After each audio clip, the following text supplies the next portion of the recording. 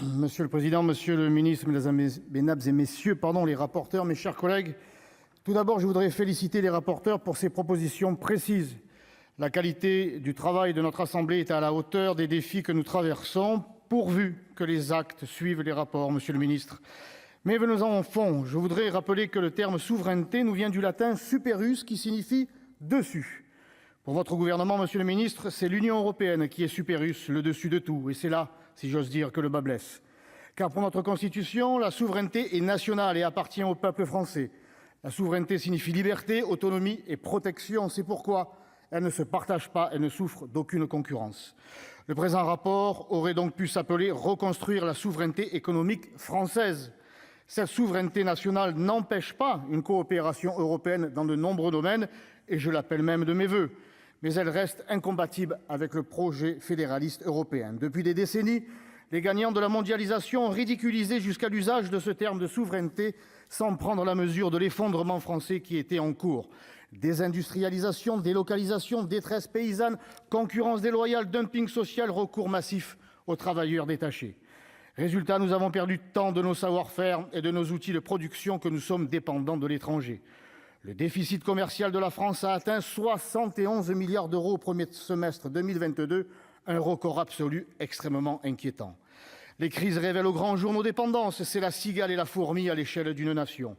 Nous avons été incapables de prévoir l'orage durant le beau temps. Les crises nous font découvrir que les États ne sont pas automatiquement ni éternellement des partenaires bien intentionnés.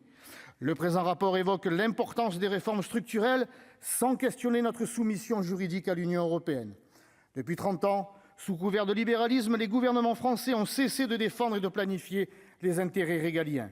À l'État stratège a succédé l'État obèse, voulant s'occuper de tout et désormais trop impotent pour investir dans les secteurs clés. Lundi, le Premier ministre a annoncé vouloir reconquérir notre souveraineté. C'est l'aveu que notre souveraineté était perdue et que l'intérêt national n'était plus au cœur de votre politique. Ces 5 plans sur la souveraineté économique proposés par mes collègues ne peuvent être décorrélés du rapport sénatorial de cette semaine sur la souveraineté alimentaire. Notre pays est passé de 2e à 5e exportateur mondial en 20 ans et nous importons désormais 50% des denrées alimentaires consommées dans notre pays. Aujourd'hui, les mécanismes de l'Union européenne n'en empêchent pas les hyperpuissances étatiques comme la Chine et les pays du Golfe de racheter des pans entiers de notre territoire. La Commission n'est pas non plus crédible pour nous défendre face à la voracité des GAFAM. Il faut le retour d'un pouvoir régalien pleinement souverain pour endiguer les vues des hyperpuissances privées sur nos données personnelles et nos vies. Le pilotage de l'industrie ne devrait pas se faire depuis un ministère délégué, mais d'un super ministère dédié. Puisse la crise, monsieur le ministre, nous permettre de retrouver un État stratège, audacieux et courageux, une vision véritable, indispensable à la reconquête de la souveraineté économique de notre pays. Merci, cher collègue. Monsieur le ministre.